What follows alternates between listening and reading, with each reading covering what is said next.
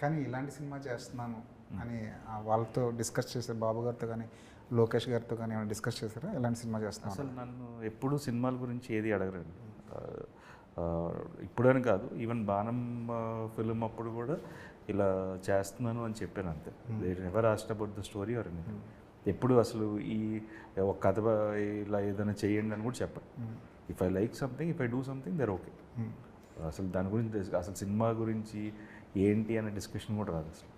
బాణం నుంచి మీరు ఇదే ఆన్సర్ చెప్తున్నారు, సినిమాలు వేరు, మాకున్న రిలేషన్ వేరు, నా సినిమాల గురించి ఆయన పట్టించుకోరు అని చెప్తూనే ఉన్నారు.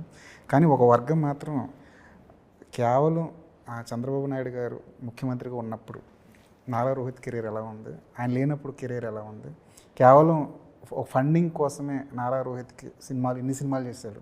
యాక్చువల్గా ఎక్కువ బ్యాడ్ సినిమాలు మా పెద్దనాన్న సీఎంగా ఉన్నప్పుడే చేశాను. వర్స్ట్ సినిమాలు చేశాను యాక్చువల్గా చెప్పాలంటే. అంటే దానివల్లే బ్రేక్ తీసుకున్నాను. నాకు నచ్చలేదు నేను చేసిన సినిమాలు. I did better films like బాణం, సోలో, రౌడీ ఫెలోలు, అసురాలు, ఇవన్నీ ముందే చేశాను. ఇంకా ఈ ఫేజ్లోనే నేను బ్యాడ్ సినిమాలు చేశాను.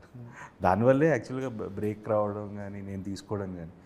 అండ్ ఇప్పుడు వాళ్ళు చెప్తున్నట్టు if it is true, I would have done with some Rajamouli garu, లేకపోతే ఇంకా పెద్ద పెద్ద డైరెక్టర్లను పెట్టి చేయాలి. కానీ కొత్త వాళ్ళకి అవకాశం ఇచ్చి చాలా నాకంటే బెటర్ స్టేజ్లో ఎందుకు ఉంచుతామండి. The directors whom we given to newcomers. దానివల్ల ఇప్పుడు ఐఎమ్ థ్రోయింగ్ మనీ అంటే throw it on a better person, better director. నాకు స్టార్డమ్ పెరిగితే అది ఇంకా హెల్ప్ అవుద్ది కదా. So it's very illogical. వాళ్ళు మాట్లాడే దాంట్లో లాజిక్ ఉంటే ఐ కెన్ ఆన్సర్.